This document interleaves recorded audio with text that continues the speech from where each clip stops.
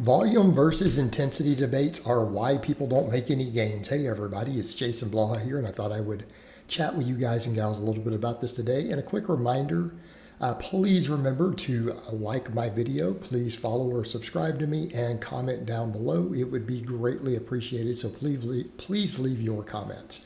All right, over to the point. I've gotten this in live streams. I get this in other questions, and people say, hey, Jason, what's more important, volume or intensity for training? And it's like, the question itself is so ludicrous when you look at both the anecdote and the various scientific evidence that it shouldn't even be asked, okay? Because this is essentially the equivalent when people get into these discussions of these different things. Is it volume? Is it intensity? Is it mechanical tension? That's literally like coming over and saying, hey, which of these four legs on this table is the most important? Well, if you cut one of them off, the table's going to fall over, you dumbass. All right, it is that equivalent of question when you start asking this, or a three-legged table, So let's say volume, intensity, and tension. How about form and range of motion, number 4? So you start chopping one of the legs off. Which one's the most important? Let's cut all of them off and just leave one leg. Well, how long do you think your table's going to stand up on one leg? You're like, well, maybe I'll just put that leg in the middle. Well, what happens when you load something on it? Yeah, your table's going to flip over. This is stupid. This is a stupid-ass debate.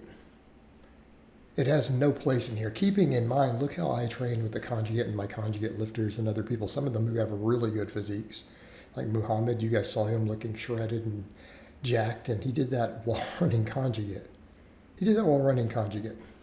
What do we have? Max effort work, so that's maximum intensity. Dynamic effort work, also really high intensity. Huge amounts of volume, weak point training, even conditioning thrown in, right? So you start looking at that, and it's like, okay, so there's moderate volume with some of this stuff. Some of your other stuff, there's moderate volumes, super high intensity, till you start getting to all the weak point training, and it's like, wait, you're doing 15, 20 sets of 20, 30, 40 reps on some of these movements a week. Yes, we are. Why? Because you need all these things. And even when you're talking about just building muscle, let's set aside the maximum strength, because that's definitely going to be mechanical tension. It's going to be a factor. Yeah, you want to be strong enough to lift 600 pounds, you're probably going to need to lift 550 first. Okay? Very, very simple. At some point, you're going to need to work your way up on that. But we come over to with the bodybuilder side of that, volume versus intensity. How can you remove either one? And then you have to factor in recovery. All right, so look at it this way. When you're talking intensity in that regard, they don't mean intensity in the exercise science regard. 1 rep max is 100% intensity in exercise science. Let's talk bodybuilder terms. How hard are you going set to set? How hard are you working on each individual set? All right, and are you working through appropriate ranges of motion to even build the muscle? Kind of a factor too.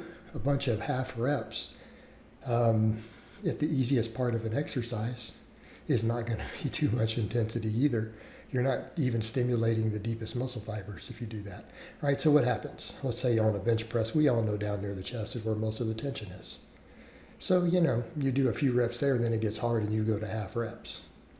Yeah, you didn't even get close to failure before you went to the half reps, and now you're going to work the easy part. You're going to skip all the deep fibers. Yeah, goof off. That's not intensity. I don't care if you do 300 half reps working your way back up. It doesn't matter. There's no intensity. So that doesn't even count. So proximity to failure. Okay, yeah, set for set. The closer you get to failure, the more muscle stimulus you're going to get. Going to failure itself doesn't help you. Why? Because the failed rep doesn't have a true training stimulus. We know this. The data has confirmed this. That last rep before failure, though, that's really money right there. Like, you want a rep that's really going to do a lot for you? The rep right before you fail. Like, okay, right there, you just saw that close grip. You saw that last rep slow down. It moves slower, okay? Had I gone for another rep, I might have failed it. It would be a crazy grinder, or it would be a fail. What do we know about crazy grinder reps, though, too? They probably don't have a good training response either. But that one where the weight slowed down, that's money. But how about the couple reps before it? Yeah, and that's the argument made on a set-for-set basis. every rep as you get closer to failure probably has a greater training response. So let's say you're doing a weight that is your 10 rep max. Like you can grind a 10th rep and you will get stable on the 11th. Rep 6 is probably giving you some muscle growth. 7 a little more, 8 a little more. When you get to 9, that 9th rep is probably not just every rep counting, but that 9th rep is probably giving you the best training stimulus out of any rep in the whole set. Not by a huge amount. I mean, reps 7 and 8 are pretty good too. They're still giving you some solid muscle growth, right? They're giving you some solid muscle growth. Absolutely. But that 9th one is really good because it's the last one you can do with good form and good bar speed. It's the last one you can do with good form and good bar speed. And usually that 10th rep is going to be real slow. If you make it at all. 10 rep max, you might miss it. You might grind and can't lock it. The spotter has to help you. Well, that rep is not so good. Now, if you lock it on your own with still some decent speed, it's still a good rep. We're pretty good there. But that 9th rep, that's money. So as we get closer to failure, up until you actually fail, and when you fail, you're not getting, again, we could argue the failed rep probably isn't giving you much of anything other than fatigue. So yeah, we could say proximity to failure intensity, kind of a big deal. Yeah, especially for every set you do. But does anybody get maximum growth from one set? No, that's never been done. That's been studied over and over and over. Like 3 sets give significantly more muscle growth than 2 sets. 5 sets gives more than 3. Like from a single workout, every study that's ever looked at it, 3 sets always gives more growth than 1 or 2. The 5 sets tends to give almost every time a little more growth than 3 sets. Now, there's a diminished return.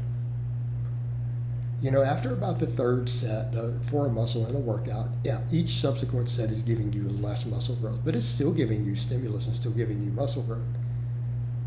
That's open-ended until we get down to pure junk volume to where you're so tired that your performance drops to nothing. In other words, if you started your workout doing sets of 10 or 12 with 225 on the bench and 185 on the incline, and you get all the way down to doing flies and you can barely do 10-pound dumbbells, I mean, this is what we mean by junk volume.